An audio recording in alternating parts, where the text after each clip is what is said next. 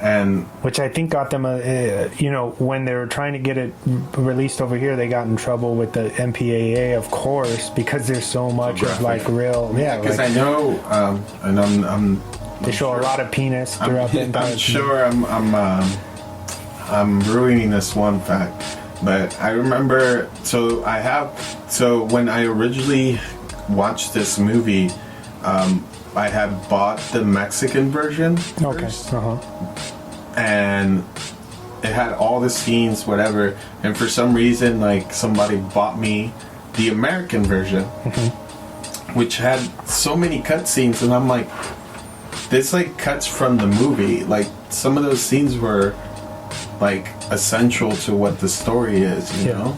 And the fact that they cut some of this stuff, I'm like, well, I guess somebody got in trouble for that shit, or I don't know what the fuck they were trying to do. But that was at the time before unrated movies were coming out. Yeah, you probably saw like the American cut. Yeah, that's what I'm saying. The American cut. I had the Mexican cut, and I had the American version, and I was just like, oh, this is terrible.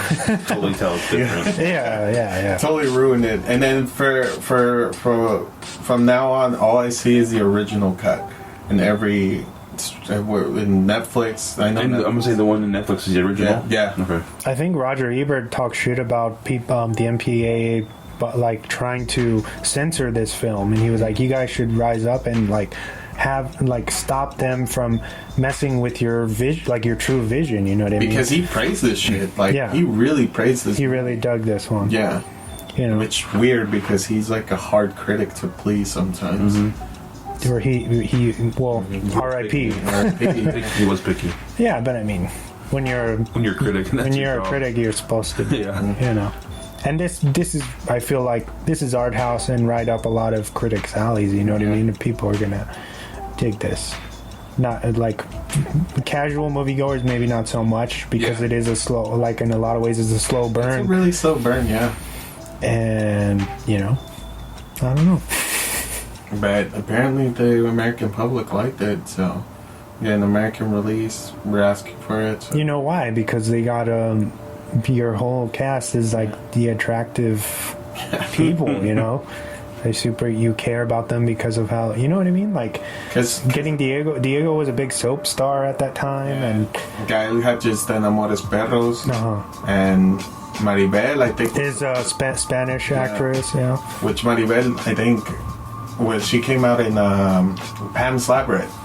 Luna was young in this, or he looked young.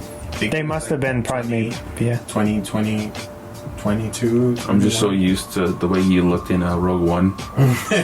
And well, this opened up pretty Diego. Yeah. This opened up the door for him, because after this, like, he got offered movies like in left and right, Because I think after this he did Dirty Dance Havana Nights. Okay. And then after that he built on his stuff, and I feel he went more Hollywood, and Gael Garcia Bernal went more indie, because he started doing that. I know he's doing that Sleep. I know he's doing that one Amazon show, the Mozart in the Jungle. Yeah. Super out of blue, left field and stuff, out of the blue. But he has a really good movie called Museo on Netflix on YouTube. So I mean, like, Gael went more artsy, than Diego. Diego went more just for Hollywood. Like Hollywood. Yeah. He's more out there. Yeah, I'd say he's more. I wouldn't say more well known, but he's. Because he directed the Cesar Chavez did he? movie. Yeah, he's been producing and helping do a lot more stuff, which sucks that he got killed in Rogue One, but that was such an iconic well, they shot two the whole cast was signed on for like a 3-movie deal. Yeah, because the ending they had for Rogue One, spoilers if you haven't seen it, but if you haven't seen it at this point, sorry. Yeah. They were supposed to live, or at least him and her, I think, were supposed to live. They weren't supposed to die on the beach, when everything explodes. I think it's fitting. That was a good ending. Yeah. Because it's like they they never died for the blueprints. Yeah, the blueprints got out, and that was the whole thing. And they even the whole point of the story. They mentioned them in the original ones. They're like, you know how we got these blueprints? Yeah, the people who died for these blueprints on the beach. Yeah, and they're like, oh, okay. And then people are like, well, what's going to happen to them? What do you think's going to happen to them? They're gonna fucking perish, man. They say it. They gave their life. They said it 30 years ago in a movie. That's what I was just like. Come on, guys. Like, they reference them for like 5 seconds in one movie, but this is the people they're talking about right here. Yeah. But yeah, I liked him in that. I know he did a Tom Hanks movie too, where in the airport.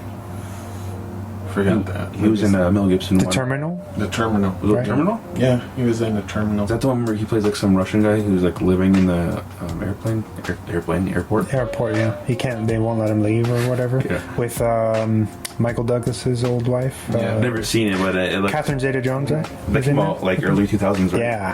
I remember I was like I didn't understand that when I was probably like 11 or something or 12, and I was like, I don't know. It's such a hard movie to watch. That new Mr. Rogers movie came out with Tom Hanks. That's out. Good. Excited to see what they do. This past weekend, I think it dropped. I think after this, they didn't do another movie together until they did Rudy Cursi, and that was like a return. They're like, oh my god, this is like. You have to be more immersed in the culture to really get that film, right? Like it's like a big inside joke type of thing. Yeah. That movie is so funny. But yeah, going back to this film, I don't know what else, but the soundtrack was super fire in this. Yeah, that's good. I think we were talking about it on the way over. We're like, man, the soundtrack's like super fire. You guys heard some of it in the trailer that we played for you? Yeah. Which they had Frank Zappa. Who else was on here? Café Tacuba, Molotov, a bunch of different artists and stuff. It was such a really weird soundtrack. But another scene I thought was funny when she's dancing her way, when she puts on the song and she's like dancing, and all the guys in the back are like, oh yeah, let me fuck you, blah, blah. like catcalling in the background, and she like, it's like so sewn the fuck out. Mm-hmm. Like, oh, where she's staring directly into the camera, like at the very end, right? Yeah. I thought that scene was really good. I don't know, when they're super drunk and they're just laughing about all the shit that they were so pissed about, and they've just like let it all go. So, and they keep saying like, to the clitoris. What I want to let you know is that like I fucked your girlfriend Cece like 5 times actually, or whatever. I've been fucking your girlfriend for a while, and I was like, holy shit! And they're like, and then we get the name. It's like a Family Guy joke. You don't remember? Like, oh, this is why they call it this. And then he's like, and your mom too. Like, what? Yeah, man. And she was like doing that spiritual cleanse on me, and I was like laughing. Even when I was a little kid, I was laughing because it's like, what? Like they all stopped. They got serious. They're like, what? Like, yeah, and they start yelling like, yeah, like, fuck yeah. Like, he fucked my mom. Like, he yells it out. He's like, he fucked my girl, he fucked my mom, and this motherfucker wanted to come here, blah blah blah. Like, they just like giving each other praise, and I was just like they just embrace each other in their flaws or whatever, and it's pretty interesting to see like the whole like a complete 180 from them hating each other and wishing they could go back, you know, because what they do is they go on this trip for the summer, you know, because they're still in school, I would assume, maybe. But and so I thought that was like the most funniest scene in this movie, other than that's what it's all geared towards, right? That's where we're trying to go, you know. There's always a move, like in a movie like this, there's that moment, like what was the point of this journey, and that's the point of it, you know what I mean? Like, and that's the title. It's not Superman and the blah blah blah thing, but that kind of, I was like, oh, like it's kind of like a good payoff. You're like, oh, all right, cool. I guess this makes sense. But yeah, such a iconic moment. Everybody remembers that scene. So what would you guys give this movie?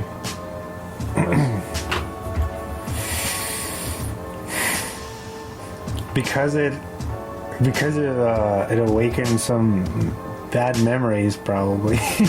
I'll say 7.5. 7. Me? My turn? Yeah. Alright.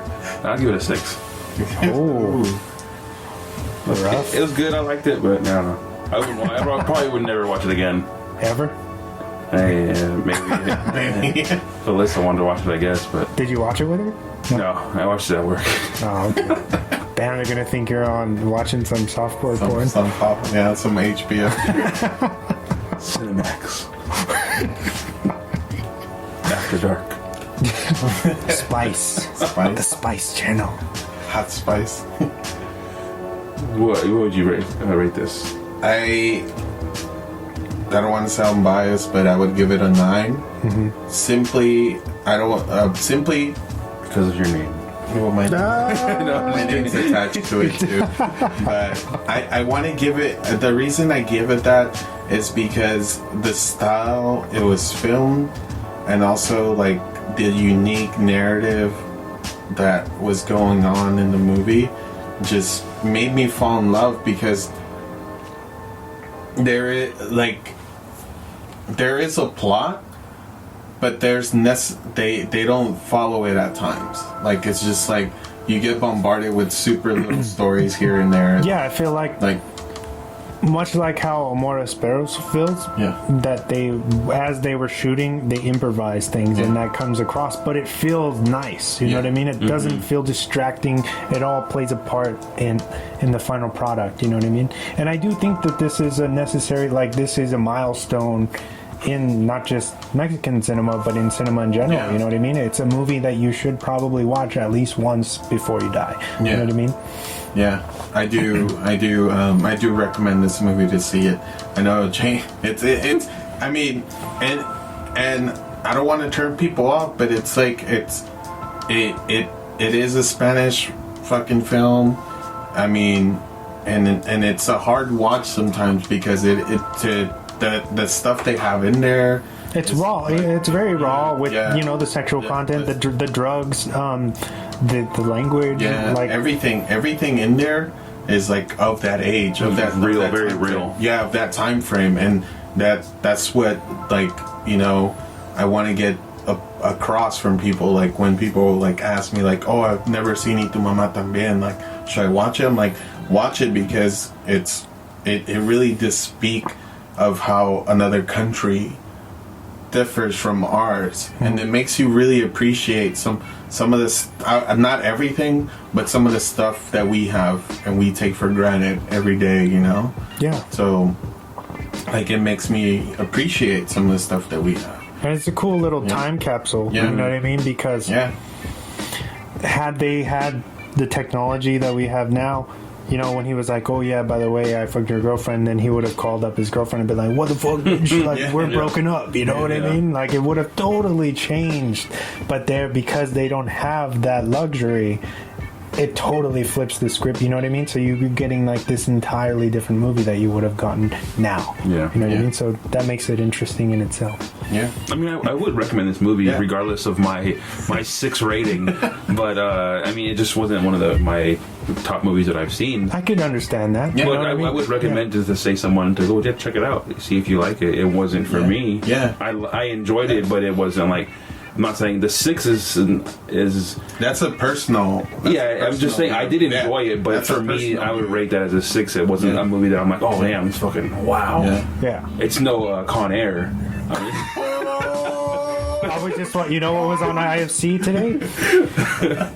I'll shout this out because IFC actually released they released Tu Mama this one, Tambien, Face Off. They were showing Face Off today. Did you see what's it? The shirt people fought and rotten, whatever the fuck they're called. Rucking font. Yeah, there you go.